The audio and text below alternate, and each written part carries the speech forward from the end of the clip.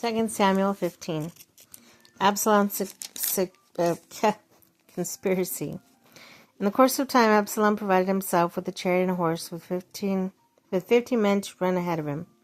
He would get up early and stand by the side of the road leading to the city gate. Whenever anyone came with a complaint to be placed before the king for a decision, Absalom would call out to him.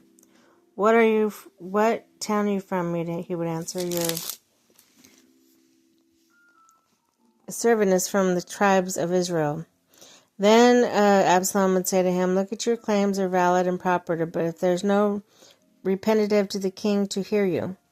And Absalom would add, if only I were appointed judge in the land, then everyone who has complained or case could come see me, and I would see that they receive justice.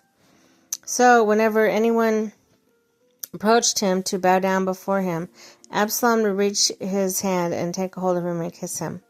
Absalom behaved in this way towards the Israelites who came to the king to ask for justice. And so he stole hearts of people of Israel. And in the end, 4 years, Absalom said to the king, let me go to Hebron and fulfill a vow I made to the Lord while your servant was living in Geshur and Aram. I made a vow, the Lord takes me back to Jerusalem. I'll worship the Lord at Hebron. The king said to him, go in peace. So he went to Hebron. Absalom sent a secret messenger throughout the tribes of Israel to say, as soon as you hear the sound of the trumpet, then say Absalom is the king of Hebron. 200 men from Jerusalem had accompanied Absalom. They had been invited as guests and went quiet innocently, knowing nothing about the matter. While Absalom was offering sacrifices, he also sent Ahithophel, the Gilonite, David's counselor, to come from Gilo, his hometown. And so a conspiracy gained strength. And Absalom's following kept on increasing. David flees. A messenger came and told David, the hearts of the people of Israel are with Absalom. Then David said to his officials who were there with Jerusalem, come, we must flee, or none of us will escape from Absalom. We must leave immediately, or he will move quickly to overtake us, and bring this ruin on us, and put this city to the sword. And king's officials answered him, your servants are ready to do whatever the Lord the king chooses. The king set out with his entire household following him, but left 10 concubines to take care of the palace.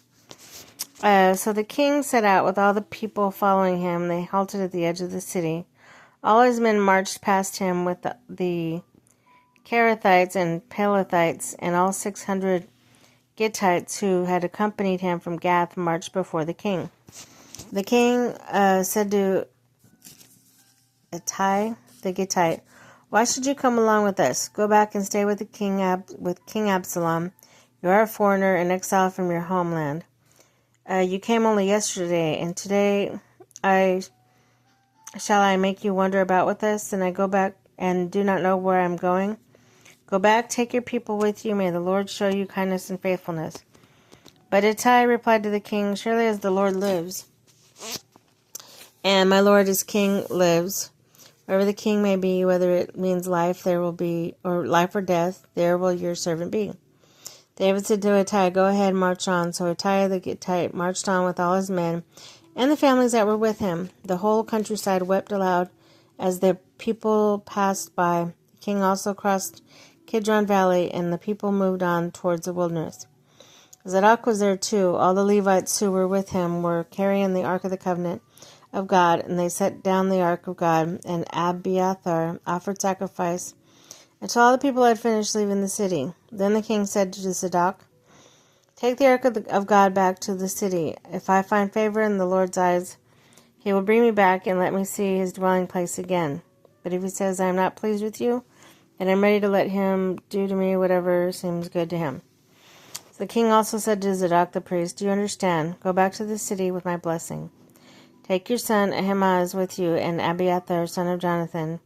You and Abiathar return with your 2 sons. I will wait at the fords of the wilderness until word comes from you to inform me. So Zadok and Abiathar took the Ark of God back to Jerusalem and stayed there. But David continued up the Mount of Olives, weeping as he went. His head was covered, and he was barefoot. All the people with him covered their heads too, and were weeping as they went up. Now David had been told, Ahithophel is among the conspirators with Absalom. So David prayed to the Lord, turned to Ahithophel's counsel to foolishness. David arrived at the summit where people used to worship God. Hushai the Archite was there to meet him, the robes torn and dust on his head. David said to him, "If you go with me, you will be burdened to me. But if you return to the city to stay with Absalom, say to Absalom, 'Your Majesty, I'll be your servant. I was your father's servant before in the past, but now I'll be your servant when you can help me by frustrating Ahithophel's advice. Won't the priests Zadok and Abiathar be there with you? Tell them anything you hear in the king's palace.